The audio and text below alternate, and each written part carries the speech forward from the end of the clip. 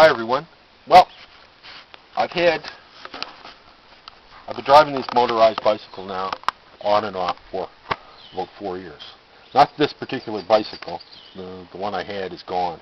Bearings were gone and everything like that, so I got rid of that. And this is one I picked up on the side of the road. And I put the motor on it. Got it up and running and works great. But what I want to talk about is, because I've had one for so long, these are not a use it and forget it type of engine.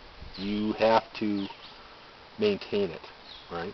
Now, there is some basic maintenance. What you should be, changing your spark plug. You should change that on a regular basis. Every season. You get 25 to 35 hours to change your spark plug. They're cheap, Another thing is the chain. After a couple of years, you should replace the chain. I've got a new chain ordered for this one. I don't feel happy with that chain right now, so that's being replaced. Another thing you should have on hand is a clutch cable. Right? They do have a tendency to break. I had mine break, and my neighbor down the road who has one of these bikes, he had his break as well. You can replace it with a bicycle cable if you want, or brake cable, but these are a little thicker than your average brake cable. But you should have a spare one of these. Now, the next thing you should be concerned about when you have one of these is making sure that the nuts stay tight. After using it for 10 hours, whatever, go around with your wrenches and tighten everything up.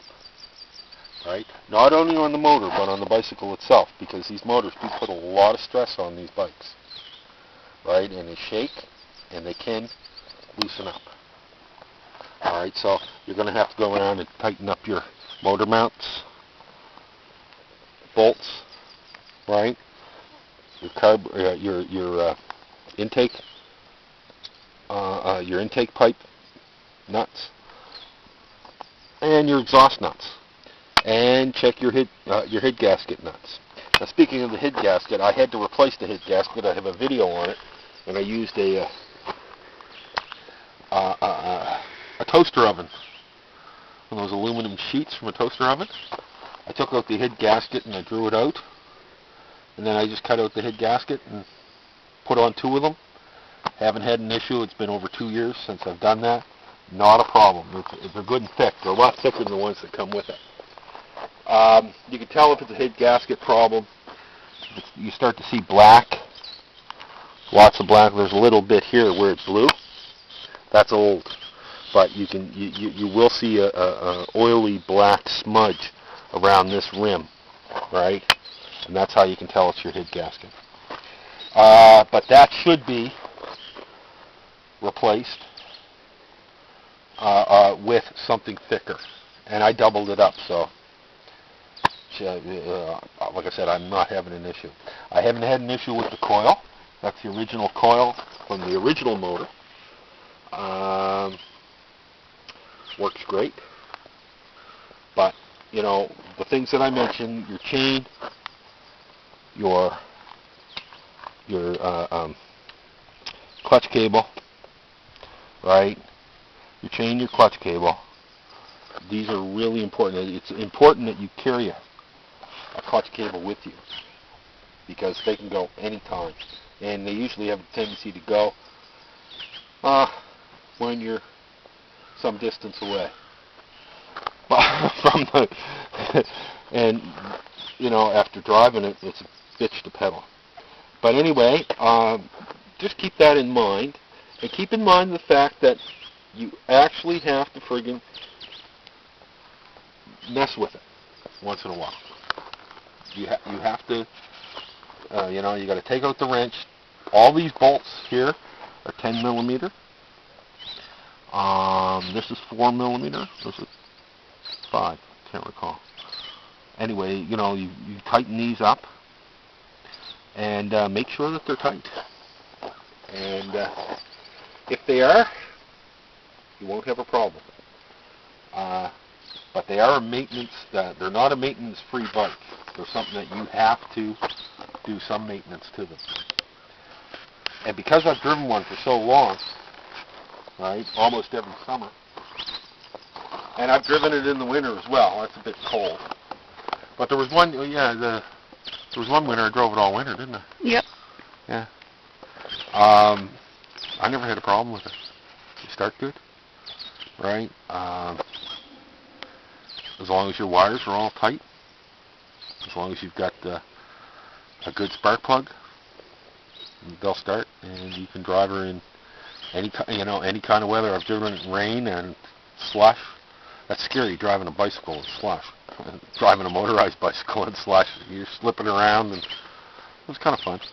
But But nobody said you were that smart. Oh, yeah. The thing is, I'm not smart, right? And this elbow will tell you that. The chain slipped off, and the bike stopped, and I kept going. I went right over the top of her. And I laugh about it. But anyway, you know, if I lived in the city, that's about all I would have. Because, like, you live in a city, you got, well, unless it's in Los Angeles, then you drive 60 miles. But, most cities, you live in an area, you can do all your basic shopping and stuff like that with one of these. So anyway, I hope this has been a help. After 4 years of using it, like, if I was going to get another, if I didn't have one, if that went and I moved back to the city, which is not going to happen, but just say I did, one of the first purchases I would make would be to get a motor for a bicycle. And I'd go out on garbage day and find a bicycle. I mean, total in that's not counting spark plugs and maintenance stuff, but I think the motor, I got it on sale for $149.95, and I got the bicycle for nothing. Right? The bicycle frame was from one bicycle, the tires or wheels are from another. Just stuff that I put together. But I am handy with tools.